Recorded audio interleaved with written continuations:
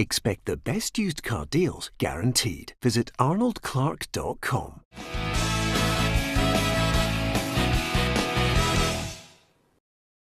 Welcome to Peter and Roughie's Football Show, sponsored by Arnold Clark. I'm Peter Martin, Alan Rough, Tam McManus and Alison McConnell here with me to look back over the weekend's football. We'll look towards the games being played in midweek as well and deal with some of the emerging stories on this Monday. You can follow us. You can hit that share button as well on Facebook. But if you hit the follow, tell your friends about it. We'd be absolutely delighted. And if you're on YouTube, you can hit the subscribe button as well. Great to have you along with us.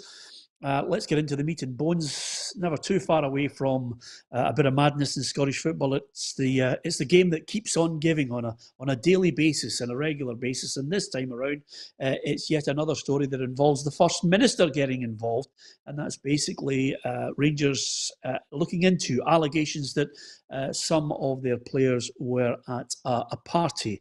And at this moment, we are waiting on the investigation to finish and whether indeed any players were at the party and found guilty and given a fine. The police did hand out some fines at the party when they managed to break it up in the West End of Glasgow. But we await a decision on Rangers' investigation as well.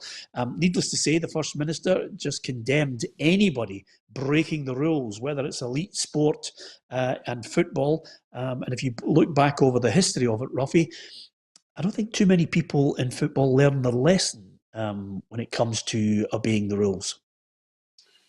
Yeah, I mean, we know they're allegedly supposed to be there, but whoever it is, if they were guilty, and the evidence of the last two, whoever shown the door, eventually, be interesting this time to see how important the players were, if they're shown the door as well. But it is, I'm sure every club has warned the players against, these kind of things happening, and it's just an act of stupidity, that high-profile people like that, think they can get away with it. And we just have to deal with it and move on and hope that it doesn't hinder everything else that is coming for the rest of the season, because the government are taking more and more decisions in what's happening at Scottish football. So let's hope we've no annoyed the First Minister too much. Well, to be fair, she did highlight the fact that the majority of people involved in football are indeed following the rules. But you only have to look back over this last year, the Bolingoli incident and George Edmondson and Jordan Jones, Alison. If the allegations are found to be true, yet again, I think that the penalty, depending on who the players are, the penalty could be something that comes later on, not necessarily in the next couple of days, possibly 3, 4, 5 months down the line when eventually the players are shunted out of the club. Completely agree. And I know at this point you would have to stress it at the minute the allegations are unfounded and we don't know the exact situation that has occurred, but what you would have to say is it goes beyond being ill-advised. I'm staggered that at this point in the season, I think Rangers are 4 games away from clinching a title that carries significant weight. I think even in normal circumstances, you would be wanting your players to be focused on what lies ahead and clinching it. And given all the restrictions around COVID, given all the controversies we've had this season, and just how precarious it still all feels in terms of getting to the end of the season, I can't understand why you would possibly jeopardise it. I think it's just an act of absolute stupidity, and the ramifications potentially for those who may be involved could be hugely significant for them in terms of going forward, in terms of their place in the squad. We see that Jordan Jones and George Edmondson have both left the club now. In the last window, they've both gone out on loan. I think it's a hell of a price to pay for a night out. Yeah, absolutely. And that remains to be seen whether they'll have to pay that price as well. I mean, the First Minister quick to point out that we have to football get our house in order. Players have to get their house in order. Clubs as well, with the players, and make sure that they are well aware of the rules, especially since we've had previous situations. So there's no excuses for people not being aware of what rules they have to follow. The only thing I would say, she was keen to stress, Tam, that she's got no favour one way or the other. She says, "Look, right across football." I think she was keen not to get involved in the Celtic Rangers. Whataboutery. Yes, the whataboutery, and also she says she was actually trying her very best not to use expletives. She needs to come on this show and she'll know how to swear. Tam, is that right? Yeah, she'll be right on here. No, but Peter, listen, it's. The players involved, listen, we don't know who it is at the minute, but the players involved need to take a right good hard look at themselves. Not only are they putting their own teammates in jeopardy in their club, they're putting their careers in jeopardy. As Alison said, the two guys have eventually been shunted out the door at Rangers. So, if it's 2 or 3 or 4 players, who knows? Their future's got to be in question, because the Rangers supporters will not forgive them, because they're so close to winning the league. They're so far clear. They just want everything to go smoothly from now to the end of the season. And the last thing they need is players going to a party, going to a gaff, and having a drink and all that. It's nonsense, and I'm sure they'll be punished heavily by the club. Yeah, absolutely. On this show, Roughie, we are craving a staff party. We just can't wait for one. We're just waiting for her to put the flag up, and then it's all systems go. Quick jab in the arm, Roughie, and then Yahoo. Yeah, I wish it was all that simple, but obviously. You keep hearing stories about, you keep hearing stories. Until it happens, Yeah. and I'm sure we'll have to be in our best behaviour, because it'll be the first night out we've had in a year, so I'm sure somebody will let themselves down. Yeah, absolutely. Well, listen, let's not mention Alison at this moment. She's following the rules to the best of her ability. Just again, out of curiosity, Roughie, let herself down again. You've had the jab, haven't you, Roughie? Have you noticed any? No, Friday. Effects? Is it all right? No, Friday. This Friday, yeah. Oh, that's magnificent. And is this your first one? This is my first one. Yes. Yeah. Thought all the over 70s were done. Yeah. I'm 65 to 70. That's my age group. Yeah. The other thing I was going to say to you, Roughie, is if you can. Here, Alison, I brought you a rose. You're not getting it now. Oh, You're not sure. You've just lost your rose. Smoothie, isn't he? That is magnificent. Anyway, I like the ones you eat. Yeah. Brilliant. If you can, Roughie, don't lose your dignity on Friday. Try and be manly about it. I mean, I have watched a few videos where they've just started rubbing the guy's arm on the side and he starts crying. I mean, honestly, Roughie, don't let the side down. I don't want any kind of a just as it's going in, Anyway, there's a gag there, but I'm not going for it. Let's have a look at the Premiership results, because it was one of those weekends when Tam thought he was going to be racing ahead, but suddenly it was 0-0 at Aberdeen St Mirren. It was Dundee United 3-0 against Livingston. I did not see Motherwell 1, Hamilton Accies 4. Rangers got it by a solitary goal, I think, as Tam predicted. Ross County Hibs was postponed, and then it was St Johnstone 1, Celtic 2. To the Rangers Kilmarnock game, 1 goal settled it, but I have to say, Tam, what a goal by Ryan Jack. Magnificent skill, great finish. Oh, brilliant goal. The skill, the technique. No balls coming out there. His first touch is perfect. Sets him up. And you do those wee things in training. You practice on. You throw it up to the coach and he lays it up to you, and you take a touch and you volley it. It's very difficult to do, and to do it in a game like that, a tight game. It was a goal fit to win any game of football, and fantastic goal. And he's had a fantastic season for Rangers, Ryan Jack. He's been their top player, and that was a big goal for Rangers, as you said. I did fancy them just to squeak over the line, and another 1-0. They're just grinding their way to the league title at the minute.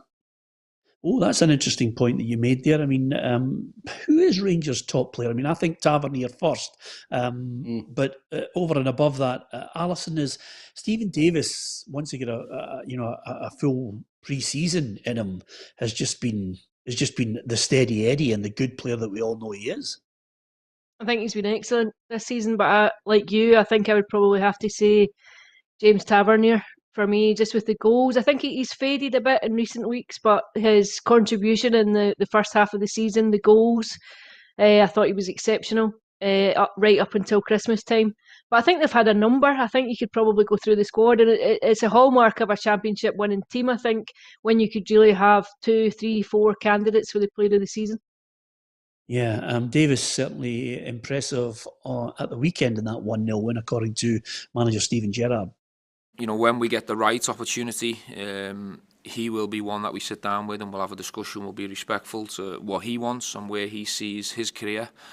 But if you look at him on a daily basis and the performances he's given us, I've seen no signs that he's ready to call it a day. And my advice to him would be play as long as you can, because that's probably one small regret I've got, is that I never played on for a bit longer. Yeah, that's an interesting one, Roughie. I mean, Steven Gerrard could have easily played on for another couple of years. Oh, most definitely. There's no doubt about that. He was very, Could have played for Rangers. Box-to-box player, yeah. He would have been player of the year in the probably. last 2 years. He would have been player of the year in the last 2 years, Roughie. Yeah, he's an outstanding player. There's no doubt about that, you know. But back to Davis. I mean, Davis is one of these players who just goes about his job on the park. He doesn't stand out. You don't tend not to notice him. You tend to notice all the other players, the Kents, the Hadjis, and he just gives you 90 minutes. And I honestly can't remember him having a bad game at all. He just goes out and does his bit for the team, and that's the kind of player you want. Yeah, absolutely. Rangers away to Royal Antwerp in the Europa League coming up. And again, the cushion that they have in the Premiership, Tam, just gives them the ideal preparation for this one, albeit, the last thing they need is the police and the First Minister commenting on this investigation. Yeah, listen, I think they've won the league. They'll be wanting to try and stay, unbeaten for the rest of the season. But I think they go to Antwerp. I think I think it's a game that Rangers will go through in. I know Antwerp are doing well in the Belgian league, but I just fancy Rangers. They've beaten some outstanding teams in the Europa League, and as you say, they can rest players, they can bring players in. You get players bursting to play in at Rangers. So, I fancy Rangers to go through. I think it was a great tie at the time. Obviously, I think Antwerp have improved a little bit since the draw was made, but I would still fancy Rangers strongly to go through that tie. Yeah, can you see them go all the way, Tam? I don't think they'll win it, no. But if they can get a decent draw in the next round, if they can get by Antwerp and they can stay away from 2 or 3 of the real big boys in there, then I think they've got a wee chance of maybe getting the quarter-finals, semi-finals. But who knows? Just depends on the draw, I think, Peter. Yeah. As for Kilmarnock at the weekend, Tommy Wright hasn't quite worked his magic just yet. Alison, early days, but I think he realises the enormity of this. This could be the skin of the teeth stuff by the time he gets his own ideas across. They look like a team in trouble, don't they? Even the way they're playing, I just think they look as though they're in free fall still a wee bit.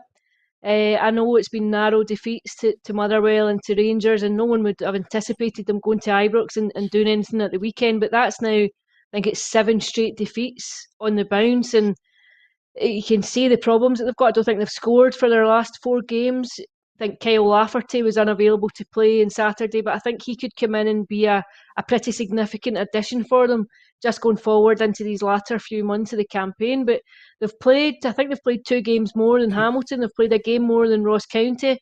There's only a point between it. I think they're very much in the mire. I think the threat of relegation is real, and they'll need something over the next couple of weeks, because if you look at the way Hamilton are playing, all of a sudden they're doing what they do every season. They're starting to just pick up points and get big wins, and they've got a wee bit of confidence about them in a way that Kilmarnock just don't. Yeah, sometimes when you're grasping for points, you're looking for a little bit of luck, it doesn't go your way. Tommy Wright feels as if just before Jack scalped that ball into the roof of the net, it should have been a handball. After the headers, it hits the Rangers player's hand, and the officials should see that. But it's a great finish from Jack. From there, we can't do much about that. So, whilst there's pauses in terms of the effort I'm getting and the work rate, and the shape we had was good. Ultimately, there's huge disappointment that we're not doing enough in the final third. 2 other moments in the game, Roughie. Whitehall claiming for a penalty for Kelly late on. James Tavernier had a shout for a penalty as well. I don't think the Kilmarnock one was in the box for a start. I think it was right on the line. I do think there was a bit of contact on his back. I think he did, put his arm on the player, but for me it was a free kick outside the box. But I couldn't understand why the referee did nothing about it at all. I think that was the baffling thing, that he never made any decision, and I think that's what angered the Kilmarnock boys. Yeah, Rangers get the win. On the Sunday, it was St Johnstone against Celtic. I know sometimes, I go on Twitter and I'll give opinions every now and then, Tam. Not quite, I don't have the same style as you, which is just basically you just throw a grenade and then run away as fast as you can and maybe come back to it 2 hours later. But I did watch the first half of St Johnstone against Celtic and I thought, wow, I'll never get that 45 minutes back in my life. It was absolutely terrible. And then, of course, the angry Celtic fans just decided to steam in with their tackety boots on. It was rotten. Yeah, I think it was a really, really poor first half, Peter. It was very similar to the St Mirren game during the week. But Celtic in the second half, again, just like against St Mirren, I thought they were much better in the second half. I think Edouard came to life. I think he's now got 19 goals. And for somebody that's not had a great season, and I don't think has been really at it and given 100%, to be honest. I think still to get 19 goals shows you how good a player he is. And he's really came to form, I think, since the window's closed. He's banging goals and he looks sharp again. He looks as if he's got a wee bit of hunger back. And his first goal was a tremendous goal, a great striker's goal. Getting across the front of the defender. You're always taught that as a striker, when the ball's wide, get across somebody. The toe pokes it in the top corner, then great composure for the second goal. So I think Celtic deserved it in the second half performance, but I don't think it's great stuff at the minute, but they're just grinding out results. And, it doesn't matter. I don't think it would matter if Celtic were winning 6 and 7-0 now, Peter, to be honest. The fans have made their mind up, haven't they? They want Neil Lennon out, and they don't really care about the results at the minute. They know the league's gone anyway. Yeah, we'll come to that point in a minute, because obviously Celtic released their financial results. As far as the second goal is concerned, just touching on that, I'll get the financial results. Calm down, my producer's jumping in ahead of time. But as far as the second goal was concerned, sometimes the build-up doesn't get the credit it deserves. The dummy from Ryan Christie was absolutely sublime. Yeah, it was. It was great awareness from Ryan Christie, and lets the ball through him, great ball in, and and as I said, Edouard shows a great composure around the goalkeeper, but great build-up. And that's the football that Celtic supporters want to see. They want to see that kind of flowing football, and tearing teams apart with great stuff. But it's not happened this season at all. But there's been wee signs in the last couple of games that they're maybe getting back to somewhere near their best. But as I said, I just don't think it's enough for Celtic supporters at the minute. They just want the man in charge out, don't they? Yeah, and over and above that, Edouard, with every goal he scores, obviously people will be interested to see what Celtic eventually get for him when he does move, because they are undoubtedly going to cash in on him, Alison. Although I did read one of the tabloids today saying, if they hold out, Arsenal reckon they'll get him for 15 million. The results that came out today would suggest that they'll be looking to get as much as they possibly can for Edouard when he goes into the final year of his contract. I think there's no doubt that he'll move on this summer. I think many of us anticipated that it might have came this time last year or last summer. I think COVID would probably have quite a big factor in that. Just the fact that clubs and the economic impact of the virus around clubs and what they were prepared to pay. I think Celtic just might not have got to the level that they were prepared to listen to offers for. That in tandem with the fact that they had wanted to hang on to their better players ahead of this season. Which was a deviation from the way that they always tend to do their business, but that's a side element. I think there's no question that he'll go. I think, correct me if I'm wrong, but I actually think he might have scored 20 this season. I'm not sure. I think it's maybe 20, and I think that would be 3 successive seasons where he's netted 20 goals. I think it's inevitable that he'll go, and I still think that Celtic will get top dollar for him, and I think it'll be significantly higher than the £15 million. Yeah, I agree with you on that, Ali. I was just about to say it was more than 15 million. And absolutely brilliant the way you did that there. It was like a roof tackle. You just waited for Tam. You waited a couple of minutes and then you get your studs and you just raked it right down the back of his Doing a striker at a goal. Absolutely. 20 goals.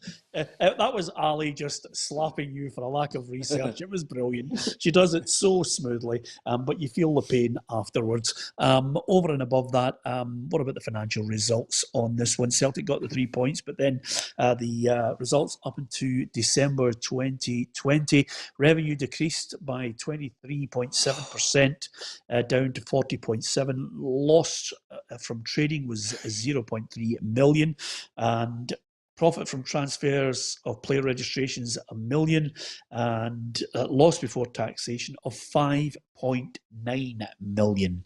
And the acquisition of player registrations, 12.7 million.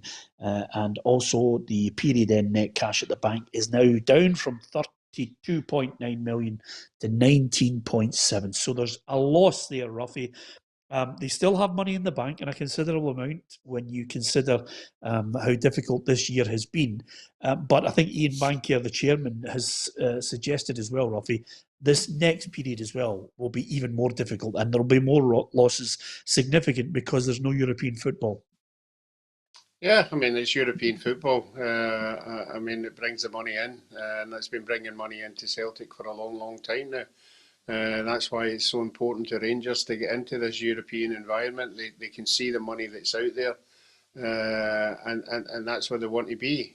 But you're right, the COVID has hit everybody to different levels. You know, that the big boys up there getting hurt with some of the wages that the players are on, but it'll just be scaled down the way, you know, to every other club that at the end of the season, everybody will have to sit down and readdress the budget, and the budget seems to be the big one. And you're right, if you're hemorrhaging just now, when it comes to next year, you're going to have to adjust your budget. So it remains to be seen, you know, how certain clubs do it. You know, obviously Celtic are very good at selling people on and readdressing the balance, you know, and they've been very, very good at it throughout the years. So as we spoke with Edward, you know, that'll be a lot of money coming into the club. So. And there's lots of other players at Celtic will be going as well. So they'll be looking at trying to recoup as much as they can with certain players. Yeah, and over and above that, the chairman, Ian Bankier, has mentioned to the Celtic fans that they're relying on them to get behind the team once again. And of course, it'll be a new era with a new chief executive. I just wonder, Alison, as we reflect on the figures, I mean, as time goes on, I think some people might soften their attitude towards the chief executive that's going out the door in Peter Lawwell. But I don't think, I think, you know, in the cold light of day, I think a lot of Celtic fans will look at it and say, no, that failure, that 10, that indecision, that sticking by the manager, all of the mistakes that they made along the way, I think he'll be. I think that last year will be the man who blew 10, and he'll be one of the main men that the Celtic fans will look at for blowing 10 in a row.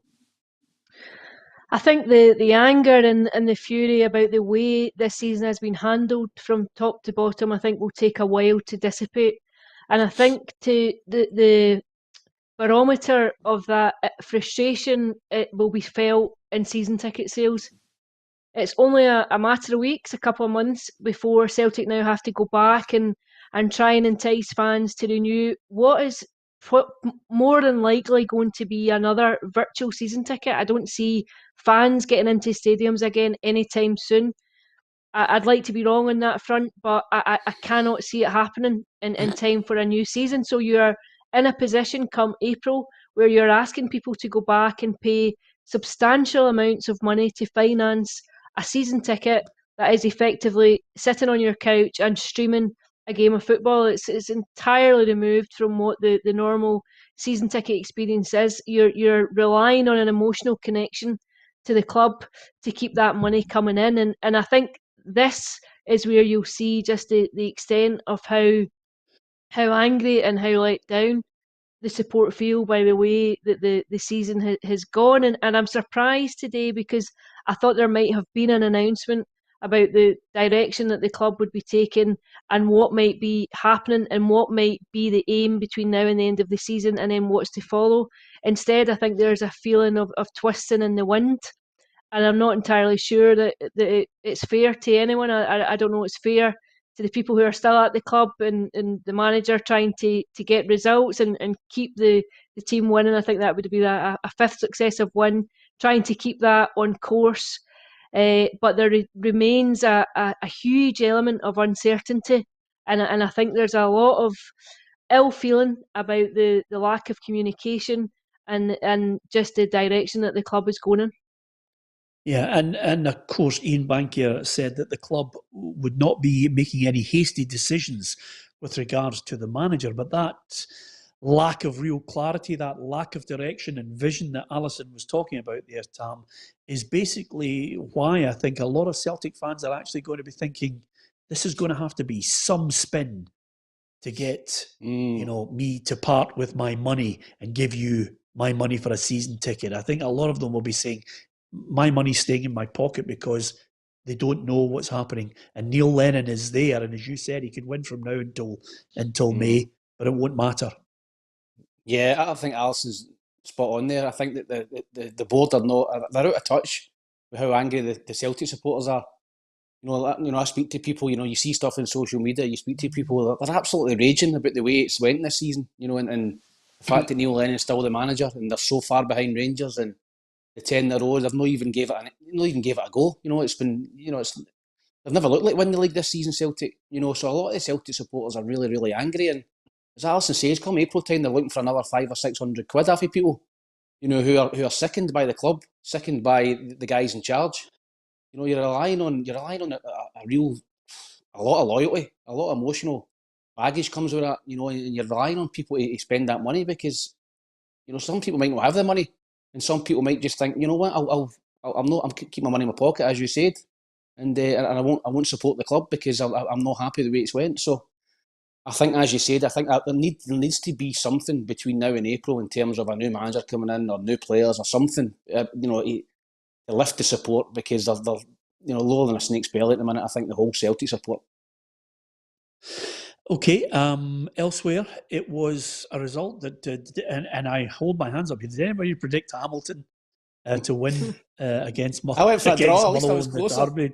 Well, you were close, but I must admit, the game itself, Roughie, 4-1. Hamilton came out of the traps absolutely flying. I do think Motherwell will feel slightly aggrieved at the red card for Stephen O'Donnell, but still, Hamilton were flying.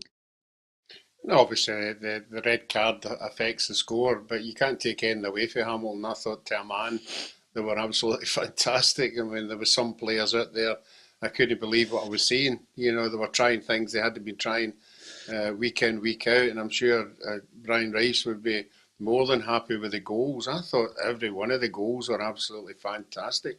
Well-worked goals, a lot of good movement. And you could see the confidence every time the ball hit the back of the net. They just wanted to keep going forward and keep going forward.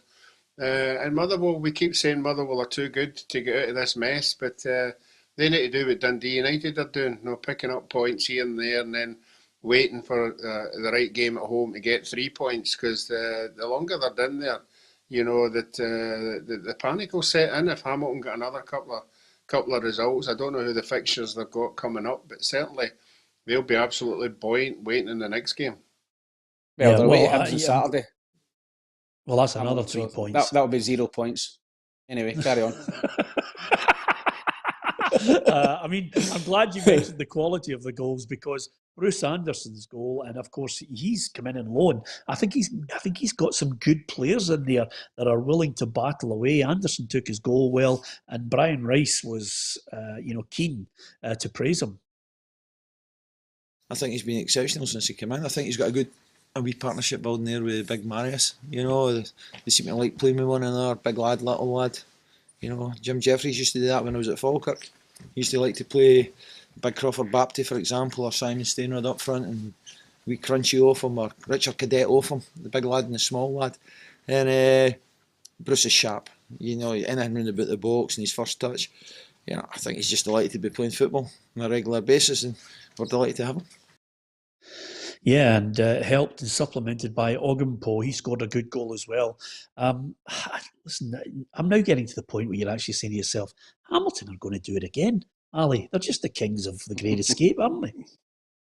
I think they look like a confident team. I've seen them a few times in the last few weeks, and I don't think they're playing with any fear just now. I think they trust themselves to get out of the bit.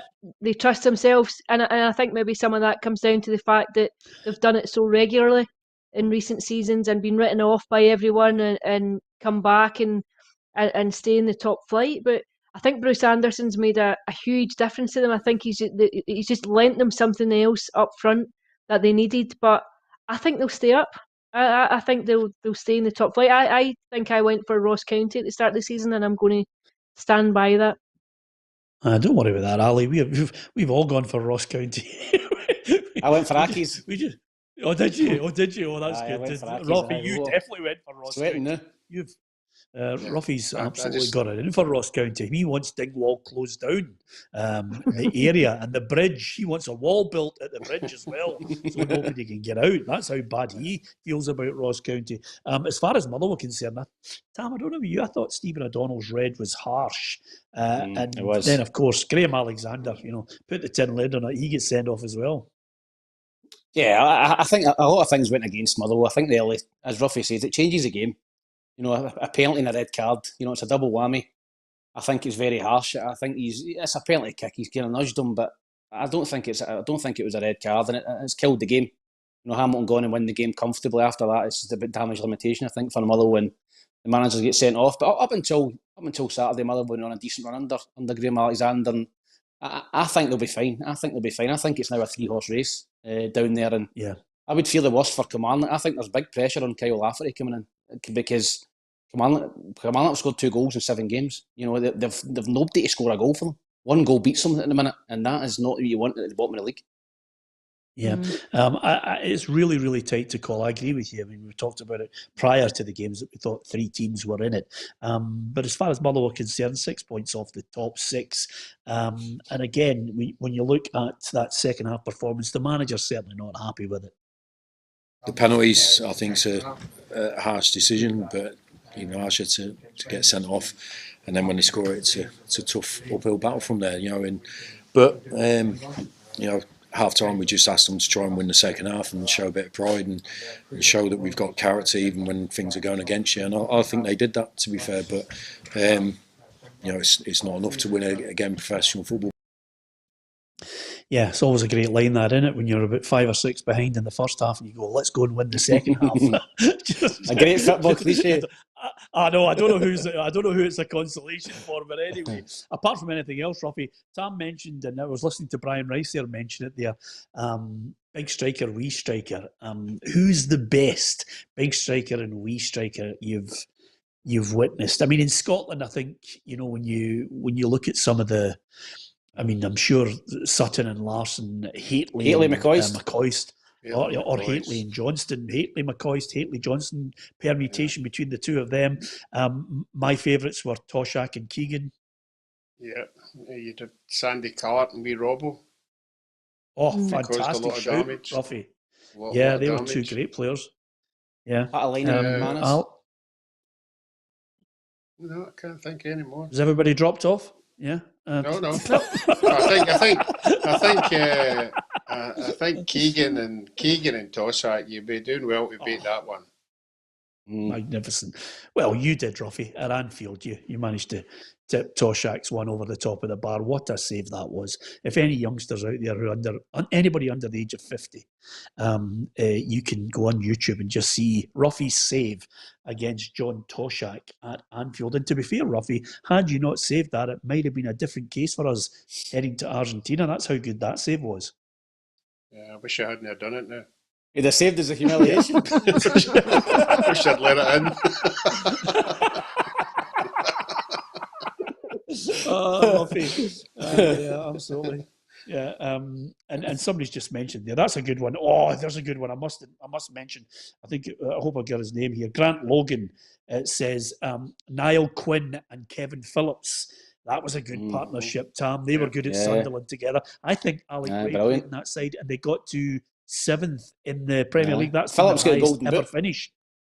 Yeah, that's right. 30 goals. He was fantastic. Crouch and Defoe, says Gary Ryan Moore. And Jordan and Dalglish says Scott Graham, which I don't think I can Haitley McCoist were some partnership, weren't they? Remember the game, didn't it? The two of them set each other up. They were brilliant together, they two. David Robertson's come up with a couple, by the way, that I think if you were walking down in London, close to Upton Park at the time, Cotty and McAvenny, Alison. Macca's a god down in West Ham. They absolutely love him. I don't think either of them are particularly tall, though. No. Well, Macca's taller I think than it's just Cotty. too quite... Yeah. It's not really a little and large. I don't know if that quite fits the criteria that you set out. Yeah, talking about absolutely. on the part or part, Roughie? I'm just trying to be nice to the person who messaged me, Ali. You know, I mean, are you just going to stud everybody today with your metal studs? I mean, you're just going to cane everybody? Also, here's a good one from David Bell, Roughie, for yourself. Greaves and Gilzine. Yeah, I would say. Yeah. It wasn't. Gozine wasn't like tall like Doshak or anything like that. But he was quite you could put yourself about, put it that way. But yeah, I mean, partnership. The two names together are good enough. They don't have to be little and large.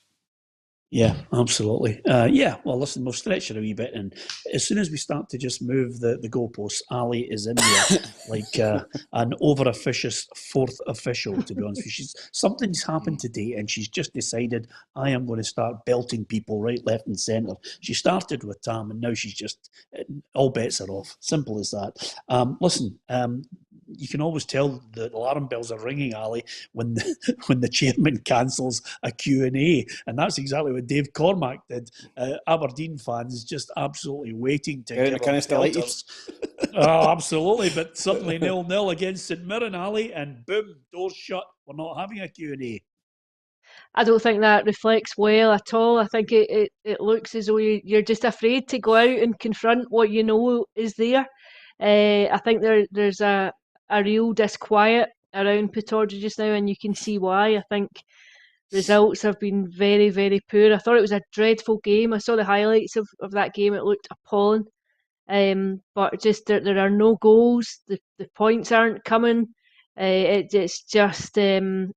It feels like it's coming to an end. I think. I think Derek McInnes is on quite obviously. He's winning a good contract at Aberdeen, and you just wonder if after 8 years or so it gets to a point where it becomes stale. I don't know. I think he's done well to get them into that third spot on a fairly regular basis. But this season, over the last few months, I just think it looks as though you're running out of road at some point. Yeah, Dave Cormack released a statement on that cancelled Q&A, in confirming the Q&A for this Tuesday. In spite of the recent run of results, we felt it's important to keep up the commitment we made to be transparent. On reflection, our focus needs to be 100% on supporting Derek and the players as they prepare for the remaining league games. We're all frustrated by our recent form, whether it be Derek, the players or the fans. There's a vocal group on social media, perfectly entitled to their opinion, but there are hundreds of others who have sent Derek messages of support.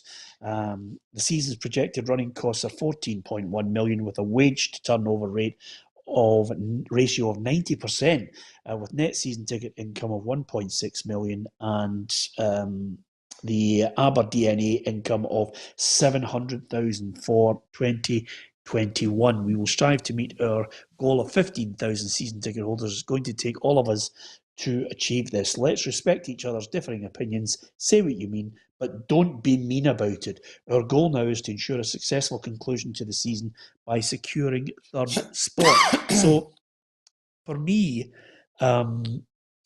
Dave seems a fairly calm character in the middle of this red-hot storm. The one thing that I think he has nailed, and on reflection, I think it's when you look at certain clubs and difficult periods they've gone through, because of the nature of social media, Roughie, I think sometimes the minority voice is heard louder than the overall opinion. You have to kind of cut people some slack and get a balanced view on things. Now, I'm not suggesting for a minute that the people who want rid of Derek are a minority, but sometimes you have to try and just hold your nerve, and look at it from afar and not be swayed by, the loudest voices, which on social media can be quite harmful, quite mean and poisonous.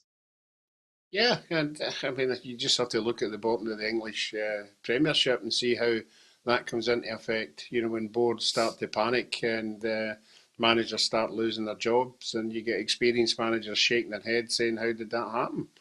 Just don't listen to. No, you have to listen to somebody, but you don't want to listen to the people who are not portraying the club as what you want it to be.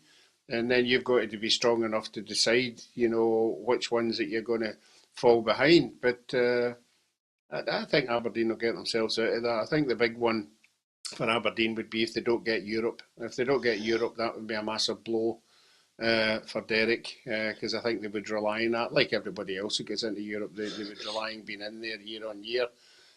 So that would be a blow. But no, I still think he's got enough players there to dig themselves out of the hole, and we'll just have to wait and see if he can do it. Yeah, on the flip side, everything's rosy in the St Mirren garden, Alison, because Jim Goodwin's just signed a new deal to 2024, and I don't think too many people would begrudge him it. Nope, he's done a really good job. I'm a Jim Goodwin fan. I like him. I like the way he talks. I think he's very articulate. I like listening to him. I like the way he sets his teams up. I think he's been very impressive. I heard him recently saying that he had never broken a contract.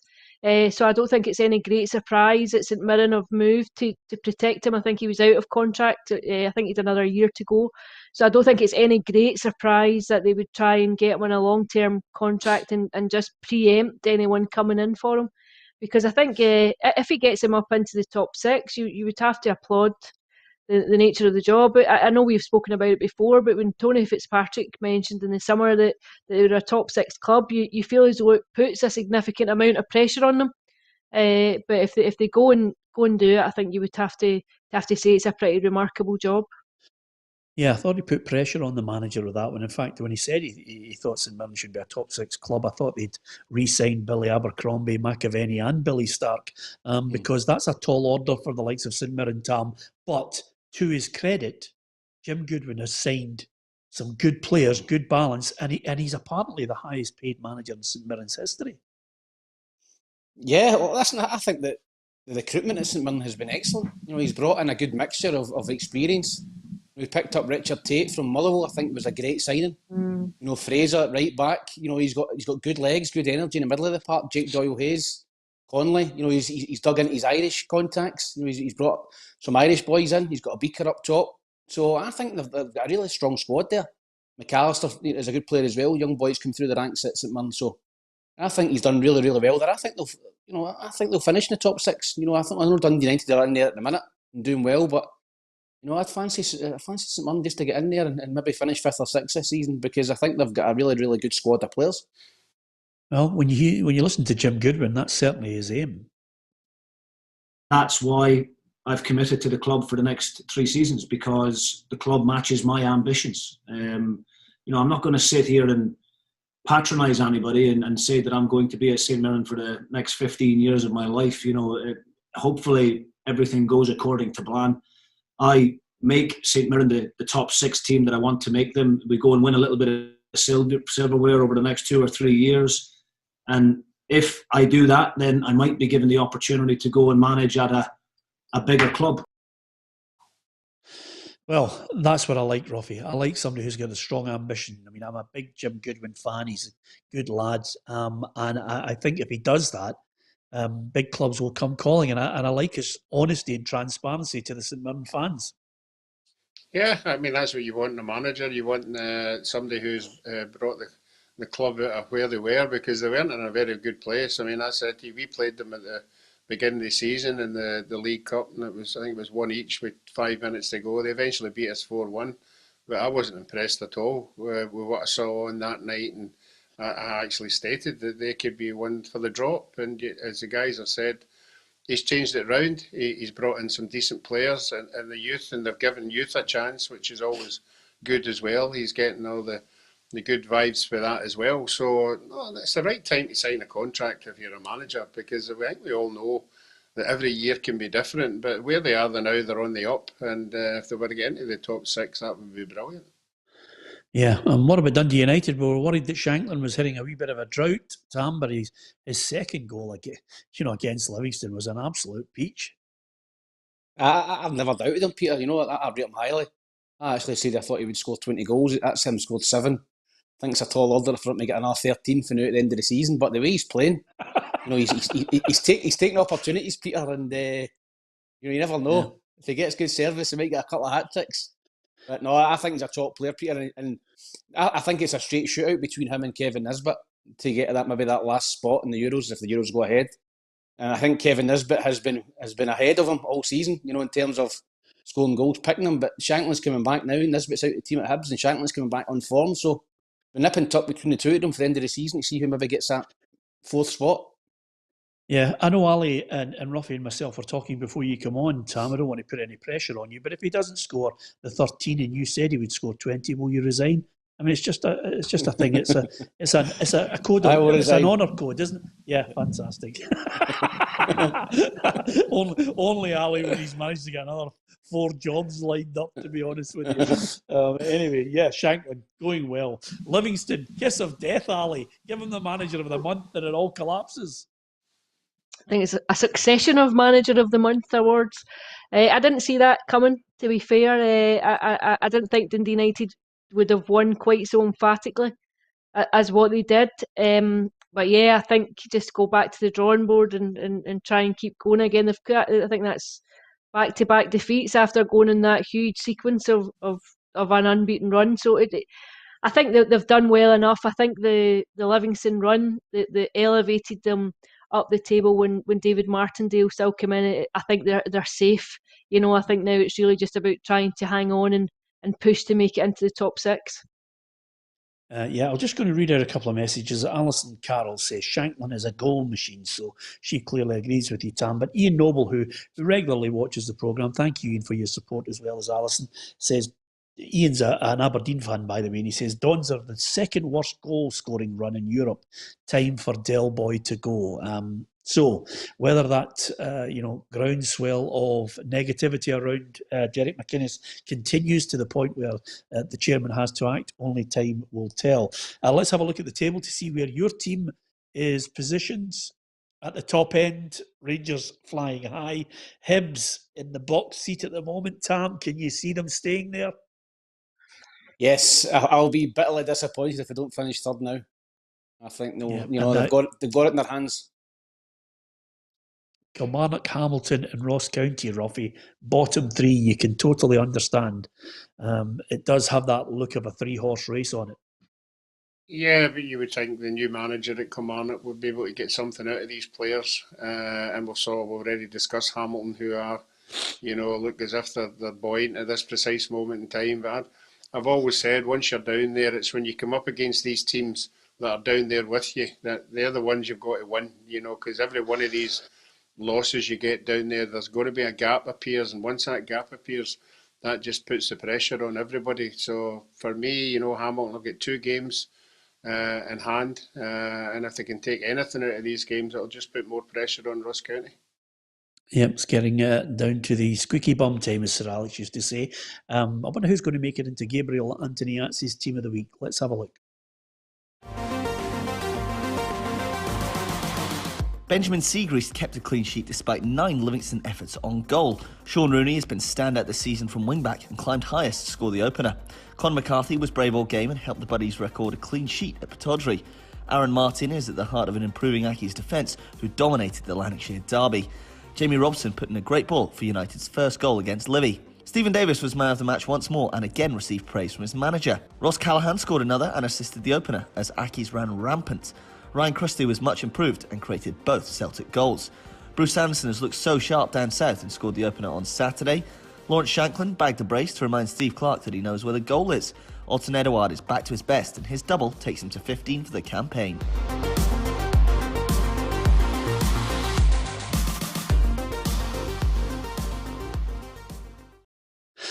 Yeah, interesting, that team. What do you make of it, Tam? Are you unhappy with it? You're holding your face. He's not got Ryan Jack in there. He scored a screamer. Yeah, that's a good point, actually. He's at it. Yeah. I mean, Ross Callaghan deserves a mention as well. Ross Callaghan's had a really good period for Hamilton Accies. Yeah, it's a good thing. That's a great thing about it. I mean, we can get angry about it. Ali, are you as angry as Tam about Ryan Jack not being in there? I did think Jack was a shoe-in just because of the goal that he scored.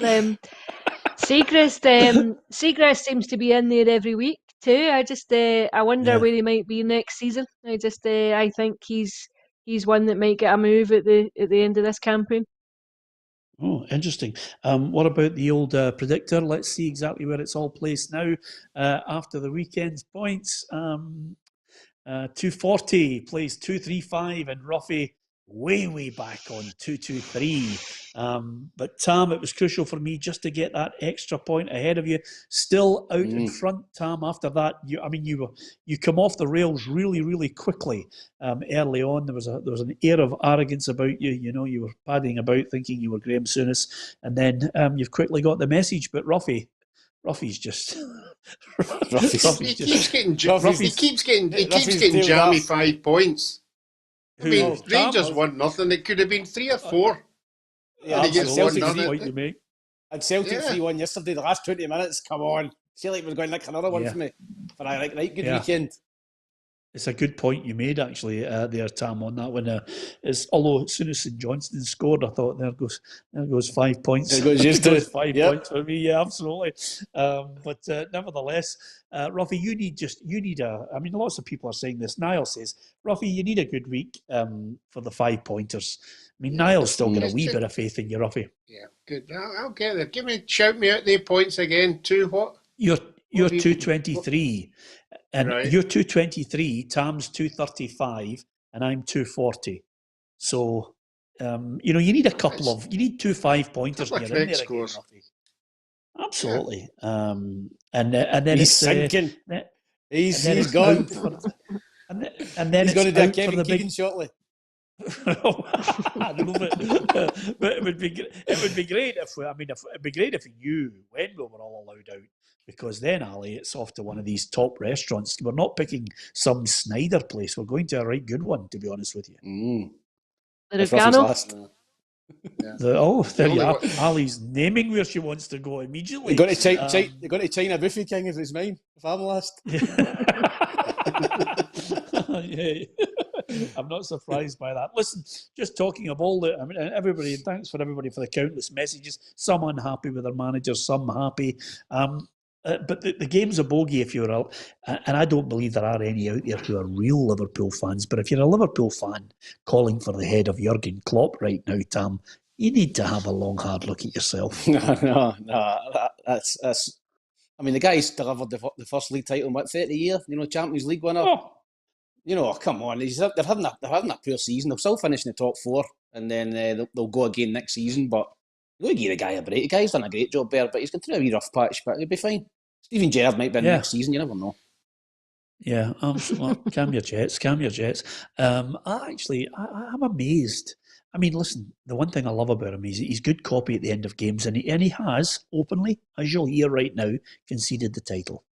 We are not luring or whatever for the title. We are not silly. We have on Tuesday a tough game, then on Saturday, I think, again against the Derby. So these are the things we are thinking about. And if we want to have still a good season in the end, we have to win these games. So are you conceding the title then, Jurgen?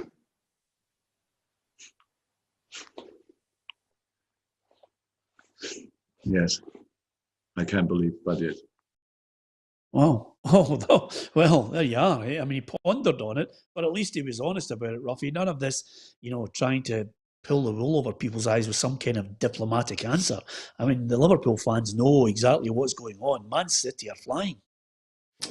Yeah, they'll be disappointed. Obviously, when you win the league, you're expecting to go on and be stronger the next year. So, for that aspect, I think they'll be really disappointed.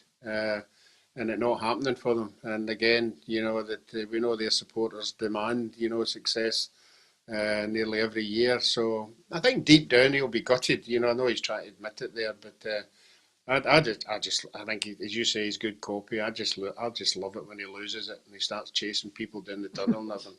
I think it's fantastic. Brilliant. Yeah. Although I'm looking there at Brendan, and could they come off the rails and just sneak it, Tam?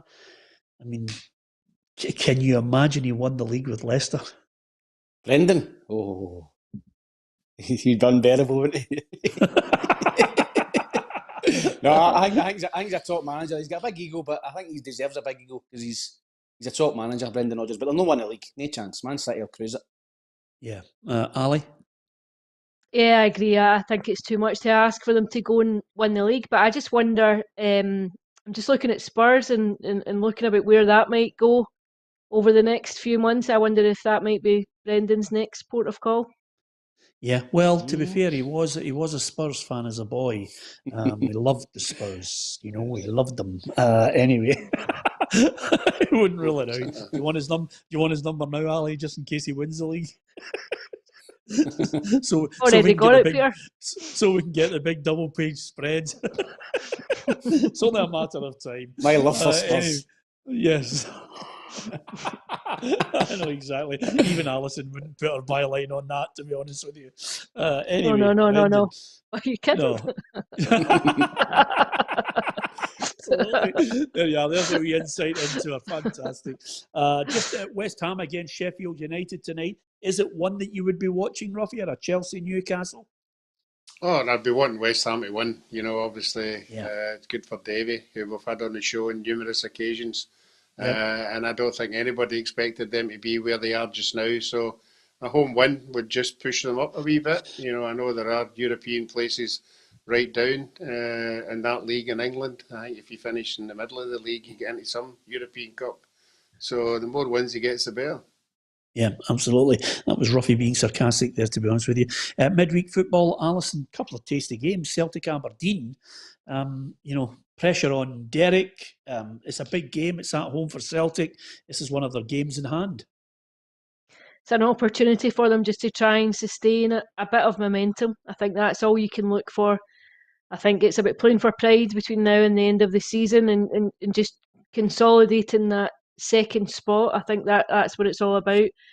For Aberdeen, I think they're just in the grip of a desperate run. I'm not sure that they would relish the prospect of going and trying to finish it, trying to put an end to that at either Celtic or Rangers when you're in this kind of form. Celtic look a bit more like themselves in recent outings. I thought second half up at McDermott Park, they looked a bit better. They looked a bit more fluent and a bit more fluid. I think Odsonne Edouard looks as though he's just hitting a wee bit of form too. And the other game's an interesting one too. I think it's at St Mirren and Hamilton. I think Hamilton obviously playing particularly well, going into it on the back of that 4-1 win and a strong result against Rangers last weekend too. And St Mirren flying high, and Jim Goodwin's just signed his contract obviously. But I think Hamilton just know now, and they've become so expert at just digging out these points at this stage of the season. Yeah, predictions coming in tomorrow, Tam, on this one. These are two games that we haven't actually given our predictions on. But St Mirren against Hamilton is a tasty one to watch as well. We'll wait until Roughie puts his prediction in first. Yeah, absolutely. He's been a wee bit sneaky. And then we'll we'll stick the knife in him.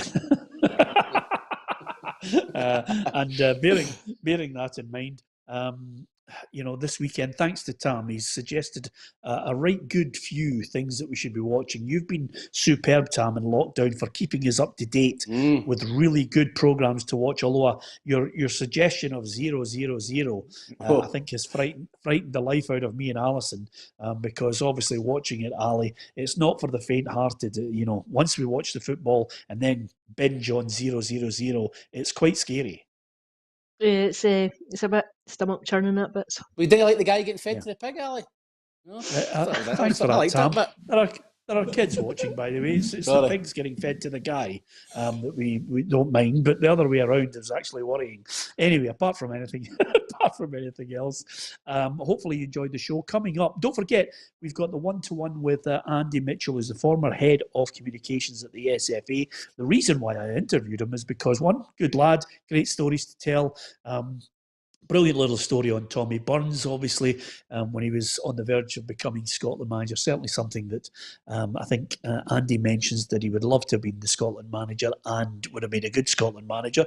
It was nice to get his insight into him. Andy was talking about Bertie Votes. And the other great thing about Andy Mitchell, which not a lot of people knew, but it certainly surfaced over the last year or two, is that his parents, his mother, was part of only 5 females who worked at Bletchley Park and helped solve the Enigma code that certainly shortened the Second World War, alongside Alan Turing and a host of gifted mathematicians who were trying to work out that secret code that the Germans were using.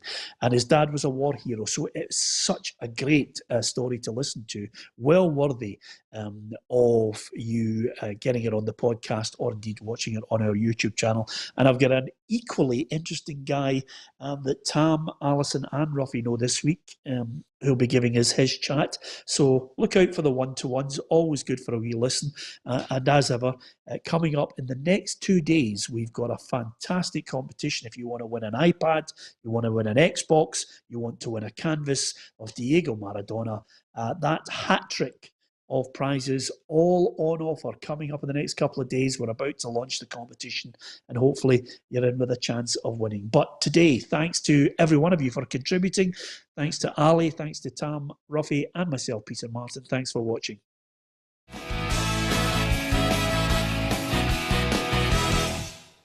Expect the best used car deals guaranteed. Visit arnoldclark.com.